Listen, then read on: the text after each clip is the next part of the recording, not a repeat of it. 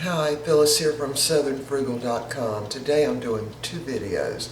One's on the yeast rolls, but I'm going to do this one on a pot roast, and I'm just using a chuck roast.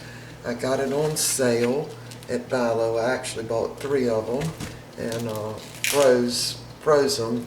I guess I got them last week. Anyway, so what I'm going to do is brown this chuck roast first, and then I'm going to cook it in the pressure cooker. So I'm just taking it right out of the wrapper and plopping it right in the pan to brown it. I use my little splatter screen, and I actually put paper towels over that simply because I don't want it getting all over my stove. Anyway,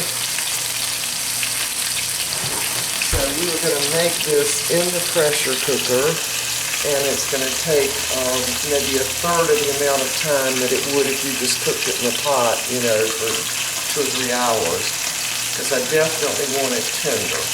So, brown it first. Now, I didn't roll it in flour or anything like that. I'm just browning it right now so it will get that good taste.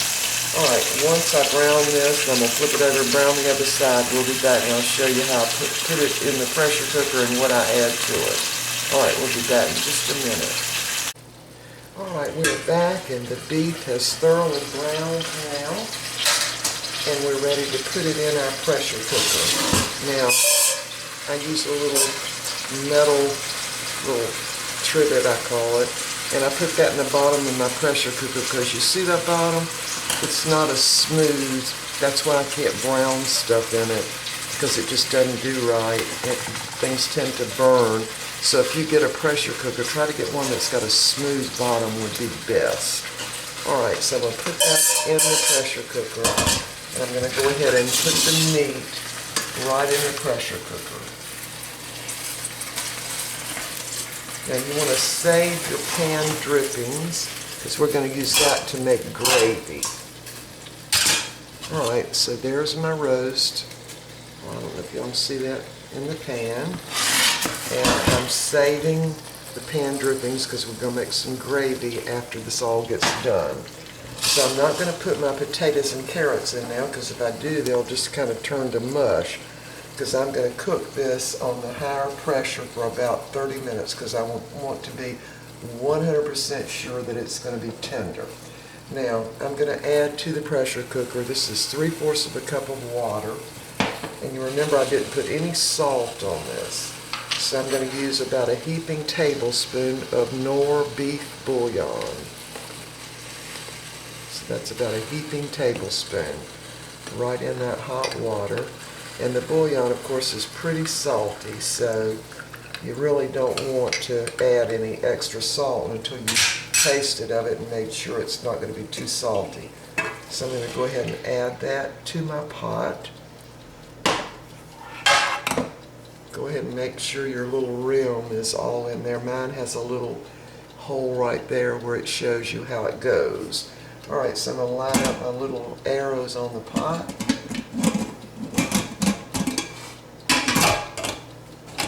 Click it closed. And I'm going to go ahead and put my little steam regulator on, but I'm putting it on that first little thing that shows steam, and I'm going to wait till the steam is coming up about this high in a steady stream before I close it up to the number 2 position, and the little steam indicator will come up over here. Alright, so we're going to wait till that happens and then we'll be back. Alright, our steam is coming out of the pressure cooker, and the safety valve on the pressure cooker is up. So I'm ready to turn that to number 2. And I'm going to actually turn my heat down just a little bit. Now if it starts spewing out steam, it'll come out from there and some from there, then I know to come in here and turn it down. But right now, my pressure's up based on that little purplish pink button, and I've got my thing set on number 2. I'm going to pressure this for about 30 minutes because I want to make sure it's tender.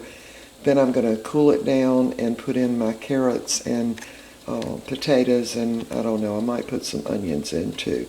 Alright, we'll be back. All right, the roast has cooked in the pressure cooker for about 30 minutes, and I put it under cold water in the sink. Just let some cold water run on part of it to get my pressure down so I could open it. Now, this is your safety thing. It's on the pressure is on 2, but you see my pressure valve's down, so I can turn it over and no steam comes out, so I know it's safe to open. All right, so I'm going to go ahead and open that up. There's what it looks like. Now I'm going to go ahead and add my potatoes and carrots, which I peeled while this was cooking. So I'm just going to put those in right on top of it. And these potatoes are all pretty much the same size, and so are the carrots. So we're going to bring that pressure right back up and cook those vegetables. Now, the reason you don't put it in the vegetables in before is because, you know, cooking it for 30 minutes under pressure, they're just going to disintegrate, really. That's really too long to cook them. So these only have to cook about 10 minutes. So I'm going to go ahead and turn my burner back up to high. And we're going to wait till the pressure comes up, and then we'll put the pressure valve thing on it, and we'll let it cook for probably about 8 to 10 minutes will do it. All right, so we'll be back. Okay, my potatoes and my carrots have been cooking in the pressure cooker for really about 5-6 minutes now. So what I'm going to do is just go ahead and cut the burner off. I'm actually just going to leave them sitting here and let the pressure go down on its own. So that should save a little electricity, and they should be completely done when the pressure's down. All right, so we'll come back and we're going to make that gravy and use the liquid from the pot. And when we get all that ready to go, we'll be back.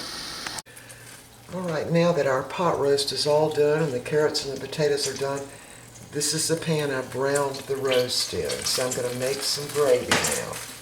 I've got that on about medium to medium high. And I'm going to sprinkle in enough flour to sort of equal the oil and grease, really, that's in there. And it doesn't matter what kind of flour. This is bread flour, actually. So I'm going to see if that's enough.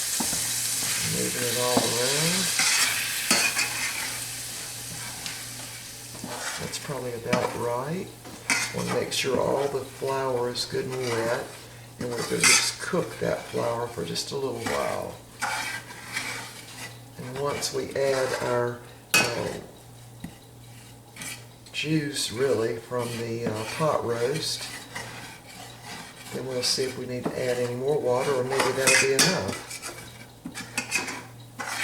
All right, so I might have gotten a little too much flour, so I'm going to have to add just a touch of oil. Just a touch, maybe a teaspoon or so. Yeah, that'll work. You just want to try to have equal amounts of flour and oil. Alright, so we just brown that just a little bit.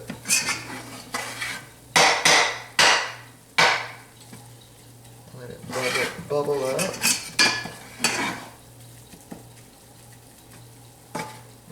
This burner on medium now, and that'll once I add the liquid, all these little beef little bits will come up off the pan, and that's what's going to make the gravy good.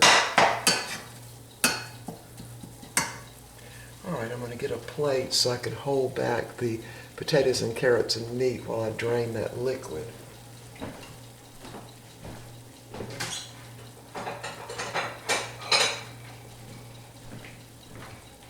Actually going to use a little saucer and see if that'll work. Alright, so I want to leave my vegetables and meat in the pan because they're really good and hot, and I really want them to stay that way until we're ready to eat.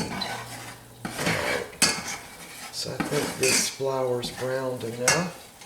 I'm going to cut my burner down a little bit more, and I'm going to try to do this without burning myself. See if I can do it with my other hand. So I'm just going to use the saucer to hold everything back. Draining all that liquid right into the pan. Alright, that worked. And I don't like really thick gravy, so I can definitely tell I'm going to have to add a little more water to this. So I'm probably going to add about 3/4 of a cup more water. And I'm just going to let this boil until the lumps kind of disappear. And have a nice little gravy.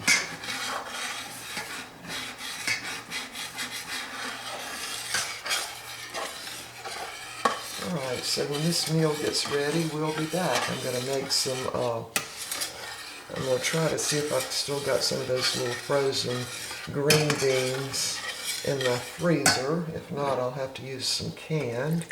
And I might make us a little salad to go with this. Alright, we'll be back. Okay, my gravy is all ready now. See how nice and brown it is? Now, I did not put any additional salt in, and the reason I didn't is because when I used the Knorr, it's just loaded with salt, so I didn't put any additional salt in anything to do with this. Alright. I've taken my meat, potatoes, and carrots out, and I also used my scissors to cut out the fat and to cut it into serving sizes or serving pieces. So now, because this is a pot roast, I'm going to take my gravy and pour it right over everything. And this is just my version of pot roast. And the reason I do it this way is because I want to get out all the fat in that chuck roast. Or really get as much out as I can. And the only way I know to do it is to just cut it out. Of course, you could take it out before you cook it, but then you wouldn't get that taste. Now what I'm going to do, let me back up here. What I'm going to do is just put some tin foil over this, and when the rest of the food is ready, we'll be eating. And I can just put this in the oven and just barely keep it warm.